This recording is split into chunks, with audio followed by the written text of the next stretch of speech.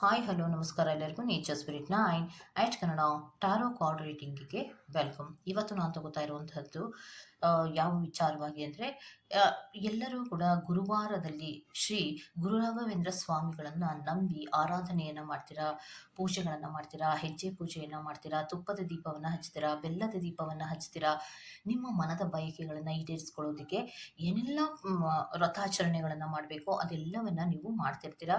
ಮತ್ತು ಕೆಲವೊಬ್ಬರು ಏನು ಮಾಡ್ತೀರಾ ಅಂದರೆ ಬಹಳಷ್ಟು ನಂಬಿಕೆಯಿಂದ ದೇವಸ್ಥಾನಕ್ಕೆ ರಾಯರನ್ನು ನೋಡಲೇಬೇಕು ಅನ್ನುವಂತಹ ಕಾರಣಕ್ಕೋಸ್ಕರವಾಗಿ ಒಂದು ವಾರವೂ ಕೂಡ ತಪ್ಪಿಸ್ಕೊಳ್ಳದ ಹಾಗೆ ನೀವು ಹೋಗ್ತಾನೆ ಇರ್ತೀರಾ. ರಾಯರನ್ನು ಅಷ್ಟೊಂದು ನಂಬಿರ್ತೀರಾ ಅಂದಮೇಲೆ ರಾಯರು ನಿಮಗೆ ಹಲವಾರು ವಿಚಾರಗಳಲ್ಲಿ ಸಹಾಯವನ್ನು ಮಾಡ್ತಾನೆ ಇರ್ತಾರೆ. ನಿಮ್ಮ ಕಾವಲಾಗಿ ರಕ್ಷಕರಾಗಿ ಇದ್ದೇ ಇರ್ತಾರೆ. ಸೊ ಯಾವಾಗಲೂ ಕೂಡ ನನ್ನನ್ನು ಕಾಯಬೇಕಪ್ಪ, ನೀನಿಲ್ಲದೆ ನಾನಿಲ್ಲಪ್ಪ, ನೀನೇ ನನಗೆ ದಿಕ್ಕು, ನೀನಿದ್ರೇ ನನ್ನ ಜೀವನ ಅಂತ ಏನೆಲ್ಲ ಹಾಡಿ ಹೊಗಳ್ತಾ ಇರ್ತೀರ ದೇವರನ್ನ, ಬೇಡ್ತಾ ಇರ್ತೀರ ದೇವರನ್ನ, ನಮಿಸ್ತಾ ಇರ್ತೀರ. ಅಂತಹವರಿಗೆ ಇದೊಂದು ಸುವರ್ಣಾವಕಾಶ. ನೀವು ಮಠಕ್ಕೆ ಹೋದಾಗ ರಾಘವೇಂದ್ರ ಸ್ವಾಮಿಗಳನ್ನು ಬಹಳಷ್ಟು ಶ್ರದ್ಧಾಭಕ್ತಿಯಿಂದ ನೀವು ನಮಸ್ಕಾರವನ್ನು ಮಾಡಿ ಪೂಜೆಗಳನ್ನು ಮಾಡಿದ ತದನಂತರದಲ್ಲಿ ತೀರ್ಥಗಳನ್ನು ತಗೋತೀರ. ತದನಂತರದಲ್ಲಿ ನಿಮಗೆ ಮಂತ್ರಾಕ್ಷತೆಯನ್ನು ಕೊಡ್ತಾರೆ. ಪ್ರತಿ ವಾರದಲ್ಲಿಯೂ ಸಿಗುವಂತಹ ಮಂತ್ರಾಕ್ಷತೆಯನ್ನು ತಂದು ನೀವು ಜೋಪಾನವಾಗಿ ಒಂದು ಡಬ್ಬಿಯಲ್ಲಿ ಹಾಕಿಟ್ಕೊಂಡಿದ್ರೆ ಆ ಮಂತ್ರಾಕ್ಷತೆಗೆ ವಿಶೇಷವಾದಂತಹ ಸ್ಥಾನ ಮತ್ತು ಶಕ್ತಿ ಕೂಡ ಇರುತ್ತೆ. ನೀವು ನಿಮ್ಮ ಮನಸ್ಸಿನಲ್ಲಿ ಯಾವುದೇ ಗೊಂದಲಗಳನ್ನು ಇಟ್ಕೊಂಡು ನೀವು ಈ ವಿಡಿಯೋವನ್ನು ನೋಡ್ತಾ ಇದ್ರೂ ಕೂಡ ಮಂತ್ರಾಕ್ಷತೆಯೇ ನಿಮಗೆ ಸಹಾಯವನ್ನು ಮಾಡುತ್ತೆ. ಹೇಗೆ ನಾವು ಮಂತ್ರಾಕ್ಷತೆಯ ಸಹಾಯವನ್ನು ಪಡ್ಕೊಳ್ಳೋದು ಅನ್ನೋದಾದರೆ, ನಿಮ್ಮ ಕಣ್ಮುಂದೆ ಇರುವಂತಹ ಇಮೇಜಿನಲ್ಲಿ ಅಕ್ಷತೆಯ ಮೇಲೆ 1, 2 ಅನ್ನುವಂತಹ ನಂಬರನ್ನು ಮೆನ್ಷನ್ ಮಾಡಿದ್ದೀನಿ. ಅದೇ ರೀತಿ ಆ ಒಂದು ಹಾಳೆಯ ಮೇಲೆ ಒಂದು ವಿಚಾರ ಇದೆ. ಏನಿದೆ? ನಿಮ್ಮ ಗೊಂದಲವನ್ನು ನಿಮ್ಮ ಮನಸ್ಸಿನಲ್ಲಿಯೇ ಈ ಪತ್ರದ ಮೇಲೆ ಬರೆಯಿರಿ ಅನ್ನುವಂತಹದ್ದು ಇದೆ ಅಲ್ವಾ? ಸೊ ನೀವು ಹೇಗೆ ಮಾಡಬೇಕು ಅಂದರೆ, ನಿಮ್ಮ ಕೈಯಲ್ಲಿ ಮಂತ್ರಾಕ್ಷತೆಯನ್ನು ಇಟ್ಕೊಂಡು ನೀವು ರಾಯರನ್ನು ನೆನಪು ಮಾಡಿಕೊಂಡು ನಿಮ್ಮ ಮನಸ್ಸಿನ ಗೊಂದಲ ಏನು ಅನ್ನೋದನ್ನು ಪ್ರಾರ್ಥನೆ ಮಾಡೋದ್ರ ಮೂಲಕ ನಿಮ್ಮ ಮನಸ್ಸಿನ ಗೊಂದಲವನ್ನು ಇಲ್ಲಿರುವಂತಹ ಪತ್ರದ ಮೇಲೆ ಬರುವ ಹಾಗೆ ಇಮ್ಯಾಜಿನೇಷನನ್ನು ಮಾಡ್ಕೊಳ್ಳಿ. ಆ ಇಮ್ಯಾಜಿನೇಷನನ್ನು ಮಾಡಿಕೊಂಡ ತದನಂತರದಲ್ಲಿ ನಿಮ್ಮ ಪ್ರಶ್ನೆ ನಂಬರ್ 1 ಮತ್ತು ನಂಬರ್ 2 ಅನ್ನುವಂತಹ ಕಾಗದದ ಮೇಲೆ ನಿಮ್ಮ ಮನಸ್ಸಿನ ಗೊಂದಲದ ಪ್ರಶ್ನೆ ಮೂಡಿದೆ ಅನ್ನುವಂತಹದ್ದನ್ನು ಇಮ್ಯಾಜಿನೇಷನಲ್ಲಿ ಮಾಡ್ಕೊಬೇಕು. ಆಗ ನಿಮ್ಮ ಮನಸ್ಸಿನ ಗೊಂದಲ ಯಾವುದೇ ಇದ್ರೂ ಕೂಡ ಅದಕ್ಕೊಂದು ದಾರಿ ಇದೆಯಾ ಇಲ್ವಾ ಅನ್ನೋದನ್ನ ನಿಮಗೆ ಹೇಳ್ತಾರೆ. ಓಕೆ, ಸೊ ಇವತ್ತಿನ ಕಾನ್ಸೆಪ್ಟ್ ಯಾವುದು ಅನ್ನೋದು ಅರ್ಥ ಆಯ್ತಲ್ವಾ? ಸೊ ಮನಸ್ಸಿನಲ್ಲಿಯೇ ಶ್ರೀ ಗುರು ರಾಘವೇಂದ್ರ ಸ್ವಾಮಿಗಳನ್ನು 11 ಬಾರಿ ಜಪಿಸಿ, ಪೂಜ್ಯಾಯ ರಾಘವೇಂದ್ರಾಯ ಸತ್ಯಧರ್ಮರತಾಯ ಚ ಭಜತಾಂ ಕಲ್ಪವೃಕ್ಷಾಯ ನಮತಾಂ ಕಾಮಧೇನುವೆ ಅನ್ನುವಂತಹ ಒಂದು ಮಂತ್ರವನ್ನು ಹೇಳಿಕೊಂಡು ತದನಂತರದಲ್ಲಿ ಮಂತ್ರಾಕ್ಷತೆಯನ್ನು ಬಹಳಷ್ಟು ಶ್ರದ್ಧಾಭಕ್ತಿಯಿಂದ ನೀವು ಇಟ್ಕೊಂಡು ಮನಸ್ಸಿನಲ್ಲಿರುವಂತಹ ಗೊಂದಲವನ್ನು ನಿಮ್ಮ ಎದುರುಗಡೆ ಇರುವಂತಹ ಕಾಗದದ ಮೇಲೆ ಬರುವ ತರಹ ಇಮ್ಯಾಜಿನೇಷನನ್ನು ಮಾಡ್ಕೊಳ್ಳಿ. ಆ ಇಮ್ಯಾಜಿನೇಷನನ್ನು ಮಾಡಿಕೊಂಡ ತದನಂತರದಲ್ಲಿ ಗುರು ರಾಘವೇಂದ್ರ ಸ್ವಾಮಿಗಳು ನಿಮ್ಮ ಮನಸ್ಸಿನ ಗೊಂದಲಕ್ಕೆ ಏನು ಉತ್ತರವನ್ನು ಕೊಡ್ತಾರೆ ಅನ್ನೋದನ್ನ ನೀವು ನೋಡ್ಬೋದಾಗಿರುತ್ತೆ. ಓಕೆನಾ? ಸೊ ಇದೆಲ್ಲವೂ ಕೂಡ ಇನ್ ಜನರಲ್ ಆಗಿರುವಂತಹ ರೀಡಿಂಗ್ ಆಗಿರೋದ್ರಿಂದ ನಿಮಗೆ ರೆಸೋನೇಟ್ ಆದರೆ ಮಾತ್ರ ತಗೊಳ್ಳಿ. ಹಾಗೆಯೇ ಸ್ಕ್ರೀನ್ ಮೇಲೆ ಕಾಣ್ತಾ ಇರುವಂತಹ ಒಂದು ನಂಬರ್, ಅದು ಪರ್ಸನಲ್ ರೀಡಿಂಗಿನ ನಂಬರ್ ಆಗಿರುತ್ತೆ. ಯಾರಿಗೆಲ್ಲ ಪರ್ಸನಲ್ ರೀಡಿಂಗಿನ ಅವಶ್ಯಕತೆ ಇದೆಯೋ ಅವರೆಲ್ಲರೂ ಕೂಡ ವಾಟ್ಸಪ್ ಮೆಸೇಜನ್ನು ಮಾಡೋದ್ರ ಮೂಲಕ ಪೇ ಮಾಡಿ ನಿಮ್ಮ ರೀಡಿಂಗ್ಸ್ಗಳನ್ನು ನೀವು ತಗೋಬಹುದಾಗಿರುತ್ತೆ. ಗೊಂದಲ ಯಾವುದೇ ವಿಚಾರಕ್ಕಿರಬಹುದು, ನೀವು ಇಲ್ಲಿರುವಂತಹ ಪತ್ರಗಳಲ್ಲಿ 1 ಅಥವಾ 2 ಎರಡನೇ ನಂಬರನ್ನು ಆಯ್ಕೆ ಮಾಡ್ಕೊಳ್ಳಿ. ಯಾವ ನಂಬರನ್ನು ನೀವು ಆಯ್ಕೆ ಮಾಡ್ಕೊಂಡಿದ್ದೀರೋ ಆ ನಂಬರಿನ ಕಾಗದದ ಮೇಲೆ ನಿಮ್ಮ ಪ್ರಶ್ನೆ ಮೂಡುವ ತರಹ ಮನಸ್ಸಿನಲ್ಲಿಯೇ ಇಮ್ಯಾಜಿನೇಷನ್ ಅನ್ನು ಮಾಡಿಕೊಂಡು ನಿಮ್ಮ ಗೊಂದಲವನ್ನು ಹೇಳ್ಕೊಳ್ಳಿ. ಹೇಳ್ಕೊಳ್ಳುವಾಗ ಮಂತ್ರಾಕ್ಷತೆ ನಿಮ್ಮ ಕೈಯಲ್ಲಿ ಇರಬೇಕು. ಯಾರೆಲ್ಲ ಮಠಗಳಿಗೆ ಹೋಗ್ತಾ ಇರ್ತೀರಾ, ಯಾರೆಲ್ಲ ಶ್ರದ್ಧಾ ಭಕ್ತಿಯಿಂದ ಪೂಜೆ ಮಾಡ್ತಿರ್ತೀರಾ, ಅಕ್ಷತೆ ಅನ್ನೋದು ಖಂಡಿತವಾಗಿಯೂ ನಿಮ್ಮ ಹತ್ರ ಇರುತ್ತೆ. ಆ ಅಕ್ಷತೆಯನ್ನ ಹಿಡಿದು ಗುರು ರಾಘವೇಂದ್ರ ಸ್ವಾಮಿಗಳ ಕಡೆಯಿಂದ ಉತ್ತರವನ್ನ ಪಡ್ಕೊಳ್ಳಿ. ಯಾರಿಗೆಲ್ಲ ಅಕ್ಷತೆ ಇಲ್ಲ ಮೇಡಮ್, ನಾವು ಅದನ್ನ ಸ್ಟೋರ್ ಮಾಡಿ ಇಟ್ಕೊಂಡಿಲ್ಲ, ಅದನ್ನ ಜೋಪಾನವಾಗಿ ನಾವು ಇಟ್ಕೊಂಡಿಲ್ಲ ಅಂದ್ರೆ, ಇವತ್ತಿನ ದಿನದಲ್ಲಿ ಯಾರೆಲ್ಲ ಗುರು ರಾಘವೇಂದ್ರ ಸ್ವಾಮಿಗಳನ್ನ ಪೂಜಿಸ್ತಿರೋ, ಅವರನ್ನ ಭಕ್ತಿಯಿಂದ ಆರಾಧಿಸ್ತಿರೋ ಮಠಕ್ಕೆ ಹೋದ್ರೆ ಖಂಡಿತವಾಗಿಯೂ ನಿಮ್ಗೆ ಅಕ್ಷತೆ ಅನ್ನೋದು ಸಿಕ್ಕೇ ಸಿಗುತ್ತೆ. ಆ ಅಕ್ಷತೆಯನ್ನ ತಂದು ನಮಸ್ಕರಿಸಿ ಈ ಒಂದು ವಿಚಾರವನ್ನ ನೀವು ನೋಡ್ಬೋದಾಗಿರುತ್ತೆ. ಓಕೆ, ಸೊ ರೀಡಿಂಗ್ ನ ನೋಡೋಣ.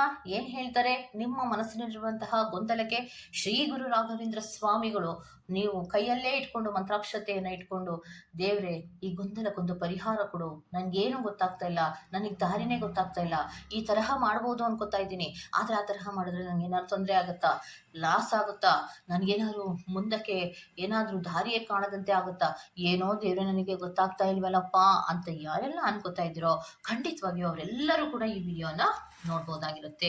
ಓಕೆ, ಇದು ಒಂದು ಟೈಮ್ಲೆಸ್ ಆದಂತಹ ರೀಡಿಂಗ್ ಆಗಿರೋದ್ರಿಂದ ನೀವು ಯಾವಾಗ ಫಸ್ಟ್ ಟೈಮ್ ಈ ವಿಡಿಯೋನ ಕ್ಲಿಕ್ ಮಾಡಿ ನೋಡ್ತಿರೋ ಆವಾಗ ನಿಮಗೆ ಅನ್ವಯವಾಗುವಂತಹ ರೀಡಿಂಗ್ ಆಗಿರುತ್ತೆ. ಸೊ ರೀಡಿಂಗ್ ಕಡೆ ಬರೋಣ. ಓಕೆ, ನಂಬರ್ ಒನ್ ಯಾರೆಲ್ಲ ಆಯ್ಕೆಯನ್ನ ಮಾಡ್ಕೊಂಡಿದ್ದೀರೋ, ಸೊ ಮೊದಲು ಕಾನ್ಸಂಟ್ರೇಷನ್ ನಿಂದ ಗುರು ರಾಘವೇಂದ್ರ ಸ್ವಾಮಿಗಳನ್ನ ನೆನಪಿಸ್ಕೊಳ್ಳಿ. ಪೂಜಾಯ ರಾಘವೇಂದ್ರಾಯ ಸತ್ಯಧರ್ಮ ರಥಾಯ ಚ ಭಜತಾಂ ಕಲ್ಪವೃಕ್ಷಾಯ ನಮತಾಂ ಕಾಮಧೇನುವೆ ಎನ್ನುವಂತಹ ಮಂತ್ರವನ್ನ ಹೇಳ್ಕೊಳ್ಳಿ. ತದನಂತರದಲ್ಲಿ ನಿಮ್ಮ ಎದುರುಗಡೆ ಒಂದು ಖಾಲಿ ಹಾಳೆ ಬರ್ತಾ ಇದೆ. ಸೊ ಖಾಲಿ ಹಾಳೆಯಲ್ಲಿ ನಿಮ್ಮ ಮನಸ್ಸಿನ ಗೊಂದಲವನ್ನ ಅಲ್ಲಿ ಮನಸ್ಸಿನಲ್ಲಿಯೇ ಬರೆಯಿರಿ. ಅದಕ್ಕೆ ಉತ್ತರವನ್ನ ಗುರು ರಾಘವೇಂದ್ರ ಸ್ವಾಮಿಗಳು ನಿಮಗೆ ನೀಡ್ತಾರೆ. ಸೊ ಮಂತ್ರಾಕ್ಷತೆ ಇಲ್ಲದವರು ಏನ್ ಮಾಡ್ಬೇಕು ಅನ್ನೋದಾದ್ರೆ, ಮಂತ್ರಾಕ್ಷತೆ ಇಲ್ಲದವರು, ನಾನು ಒಂದು ಬಟ್ಟಲಲ್ಲಿ ಮಂತ್ರಾಕ್ಷತೆಯನ್ನ ಕೊಟ್ಟಿದ್ದೇನೆ, ಆ ಮಂತ್ರಾಕ್ಷತೆ ನಿಮ್ಮ ಕೈಯಲ್ಲೇ ಇದೆ ಅನ್ನುವಂತಹ ರೀತಿಯಲ್ಲಿ ಅನುಭವವನ್ನ ಮಾಡ್ಕೊಳ್ಳಿ.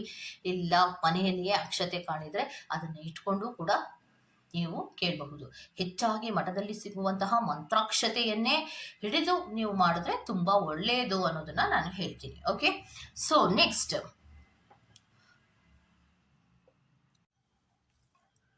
ಯಾರೆಲ್ಲ ಗುರು ರಾಘವೇಂದ್ರ ಸ್ವಾಮಿಗಳನ್ನ ನೆನಪು ಮಾಡ್ಕೋತಾ ಇದ್ದೀರೋ, ಕಾನ್ಸಂಟ್ರೇಷನ್ ಮಾಡಿ ನಂತರದಲ್ಲಿ ಮಂತ್ರಾಕ್ಷತೆಯನ್ನು ಹಾಗೆಯೇ ಇಡ್ತೀರಿ. ನಿಮ್ಮ ಮನಸ್ಸಿನ ಗೊಂದಲ ಏನಿದೆಯೋ ಅದಕ್ಕೆ ನೀವು ಹೆದರಬೇಕಾಗಿಲ್ಲ ಅನ್ನೋದನ್ನ ಹೇಳ್ತಾ ಇದ್ದಾರೆ. ಸೊ ದಾರಿ ಇದೆ, ಆಪರ್ಚುನಿಟಿ ಇದೆ.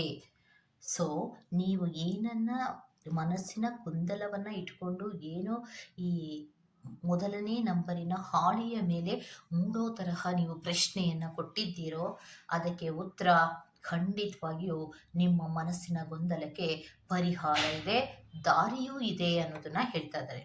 ಸೊ ಏನೇ ಕೆಲಸವನ್ನ ಮಾಡ್ತಾ ಇದ್ರು ನಾನೇ ನಿಮಗೆ ದಾರಿಯನ್ನ ತೋರಿಸ್ತೇನೆ. ಹಲವಾರು ಚೇಂಜಸ್ಗಳು ಆಗ್ತಾ ಇರುತ್ತೆ. ಆ ಚೇಂಜಸ್ಗಳ ಬಗ್ಗೆ ನೀವು ಗಮನವನ್ನ ಕೊಡಿ. ಆದ್ರೆ ಚೇಂಜಸ್ಗಳೆಲ್ಲವೂ ಕೂಡ ನಿಮ್ಮ ಒಂದು ಒಳ್ಳೆಯದಕ್ಕೆ ಆಗ್ತಾ ಇರುತ್ತೆ ಅನ್ನೋದನ್ನ ಪ್ರಾಕ್ಟಿಕಲ್ ಆಗಿ ಅರ್ಥವನ್ನ ಮಾಡ್ಕೊಳ್ಳಿ.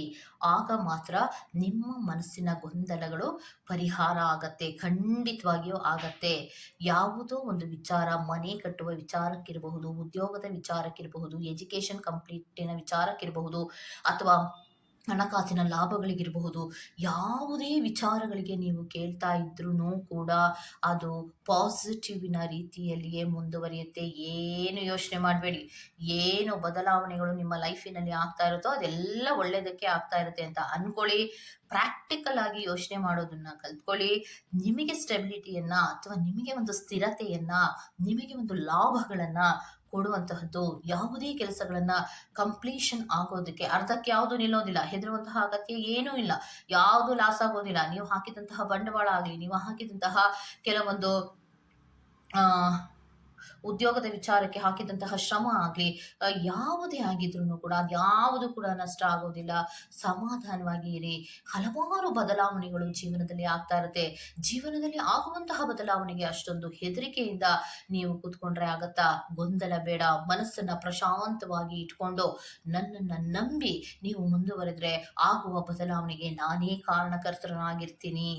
ಸೊ ನಾನೇ ಕಾರಣಕರ್ತರ ಆಗಿರ್ತೀನಿ ಅಂದಮೇಲೆ ನಿಮಗೆ ಒಳ್ಳೆಯದನ್ನೇ ಮಾಡ್ತೀನಿ. ಕಂಪ್ಲೀಷನ್ ಆಗೇ ಆಗತ್ತೆ. ಯಾವುದು ಅರ್ಧಕ್ಕೆ ನಿಲ್ಲೋದಿಲ್ಲ. ಎಲ್ಲವೂ ಕೂಡ ನಿಮಗೆ ಸಮಾಧಾನ ಆಗುವಂತಹ ರೀತಿಯಲ್ಲಿಯೇ ಸಕ್ಸಸ್ ಅನ್ನೋದು ಇದ್ದೇ ಇರುತ್ತೆ. ಯೋಚನೆಯನ್ನ ಮಾಡಬೇಡಿ.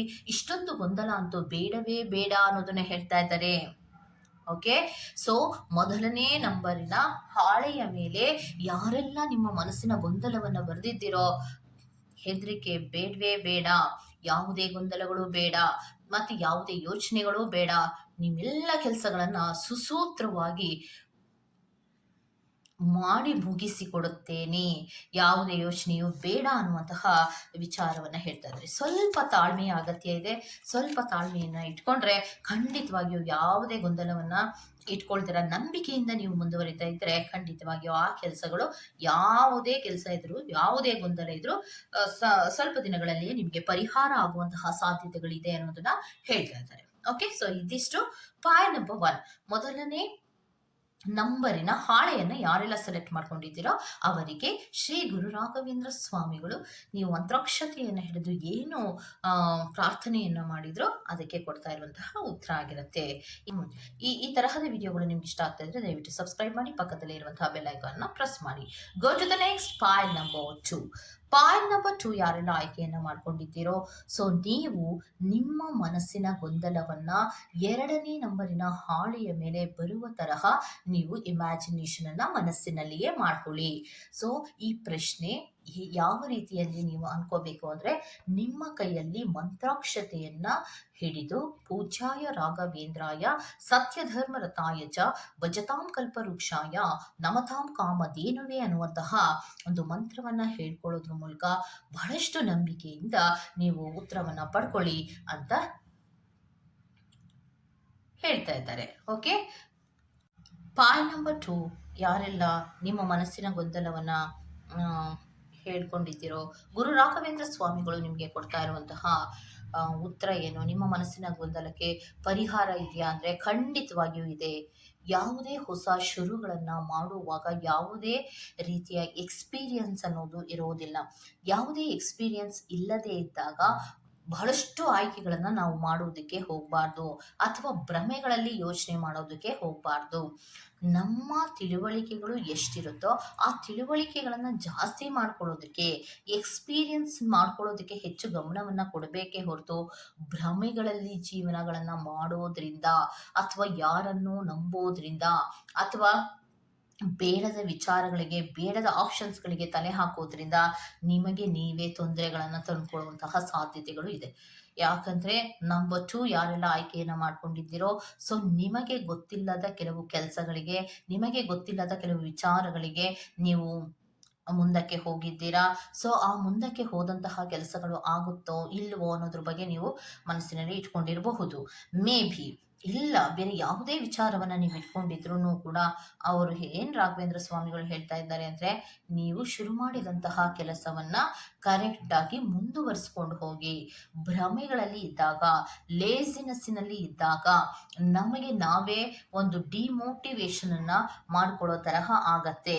ಸೊ ಡಿಮೋಟಿವೇಟ್ ಆಗೋದಕ್ಕೆ ಬದಲಾಗಿ ನೀವು ಭ್ರಮೆಗಳನ್ನ, ಅಂದ್ರೆ ಅವ್ರು ಸಹಾಯ ಮಾಡ್ತಾರೆ, ಇವ್ರು ಸಹಾಯ ಮಾಡ್ತಾರೆ, ಅಥವಾ ನನ್ಗೆಲ್ಲವೂ ಗೊತ್ತು ಅನ್ನುವಂತಹ ಭ್ರಮೆ ಆಗ್ಲಿ, ಅಥವಾ ನನ್ನ ಹಿಂದೆ ಎಲ್ಲರೂ ಇದ್ದಾರೆ ಸಹಾಯ ಮಾಡ್ತಾರೆ ಅನ್ನುವಂತಹ ಭ್ರಮೆಗಳಾಗ್ಲಿ, ಇದ್ಯಾವುದನ್ನು ಇಟ್ಕೋಬೇಡಿ. ಅಥವಾ ನನ್ನ ಒಂದು ಇದಕ್ಕೆ ಎಕ್ಸ್ಪೀರಿಯನ್ಸಿಗೆ, ಅಥವಾ ಎಕ್ಸ್ಪೀರಿಯನ್ಸ್ ಇದ್ರೂ ಕೂಡ, ಎಷ್ಟೇ ಎಕ್ಸ್ಪೀರಿಯನ್ಸ್ ಇದ್ರೂ ಕೂಡ ಕೆಲವೊಮ್ಮೆ ಕೆಲವೊಂದು ಕೆಲಸಗಳನ್ನ ಮಾಡೋದಕ್ಕೆ ಅದಷ್ಟು ಸಾಕಾಗೋದಿಲ್ಲ.